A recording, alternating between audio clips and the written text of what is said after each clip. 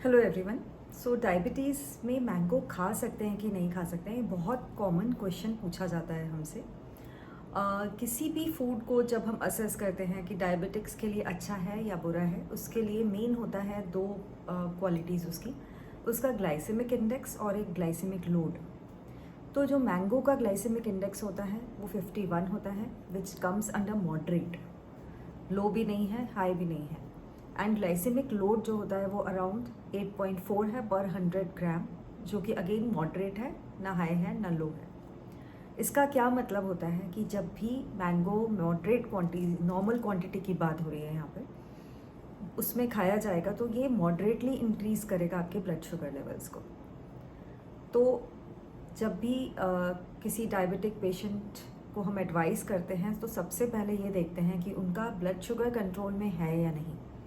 अगर आपका blood sugar level target पे है, आपका HbA1c 7 अराउंड, या आपके जो भी एंडोक्राइनोलॉजिस्ट ने सेट किया हुआ है आपके लिए या आपको रिकमेंड किया हुआ है, क्योंकि हर एज में, हर कंडीशन में जो HbA1c level, fasting sugar level और खाने के बाद के शुगर लेवल, ये तीनों चीज़ें बहुत इंपॉर्टेंट होती हैं। जब इनकी मॉनिटरिंग और इनके टारगेट्स आपको बताए जाएंगे, तो जब जो लेवल अगर आपका रीच हो चुका है, उस लेवल पे अगर आप हैं तो आप मॉडरेट क्वांटिटी ऑफ मैंगो खा सकते हैं। डेली मत खाइए, वीक में आप 2 या 3 दिन खाइए। साथ में आप ब्लड शुगर मॉनिटर ज़रूर करिए, वो हर किसी को करनी है। मैंगो के पहले एंड मैंगो के 2 घंटे बाद अगर आप 1-2 बार देख लेंगे तो आपको क्वांटिटी का असेसमेंट हो जाएगा, क्योंकि हर किसी को इंडिविजुअलाइज करना पड़ता है, हर किसी की बॉडी का रिस्पॉन्स अलग होगा। कोई भी खाना हो, मैंगो के लिए भी अलग होगा, क्योंकि मैंगो से शुगर जो कंटेंट आता है वो कभी कभी बहुत हाई हो सकता है ब्लड में। अगर आपका शुगर कंटेंट बहुत ज़्यादा बढ़ता है तो आप फिर मैंगो को और क्वांटिटी कम कर सकते हैं या और इनफ्रीक्वेंटली, मतलब बहुत कम इस्तेमाल कर सकते हैं। अगर किसी की ब्लड शुगर कंट्रोल नहीं है, फास्टिंग शुगर, खाने के बाद की sugar, HbA1c level, her cheese out of control है, तो उनको मैंगो अभी अवॉइड करना है। कभी अगर आपको टेस्ट भी करना है तो बहुत कम, एक आध बाइट ले ली, वो बात अलग है, वो भी डेली नहीं, कभी कभार अगर आपको चखना है तो थोड़ा एक आध बाइट ले ली।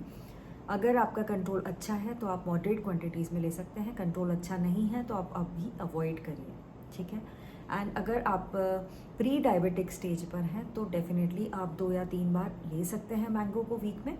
मॉडरेट क्वांटिटी का क्या मतलब होता है, अराउंड 80 ग्राम्स ऑफ मैंगो, मतलब कि आधा मैंगो बोल सकते हैं आप। जैसे आप एक तरफ जो बिग स्लाइस होती हैं, वो एक बिग स्लाइस आप ले सकते हैं अगर आपका प्री डायबिटीज स्टेज है या फिर आपकी ब्लड शुगर वेल कंट्रोल्ड है, आप डायबिटिक हैं, तो आप एक तरफ का जो हाफ होता है, ऑलमोस्ट हाफ मैंगो आप ले सकते हैं। इसके अंदर फ़ायदे ये बहुत ज़्यादा होते हैं, क्योंकि इसमें इलेक्ट्रोलाइट्स बहुत अच्छे हैं, विटामिन्स बहुत अच्छे हैं, पॉलीफिनॉल्स होते हैं, vitamin A, vitamin C, vitamin E होता है, एंटीऑक्सीडेंट्स भरपूर होते हैं मैंगो के अंदर।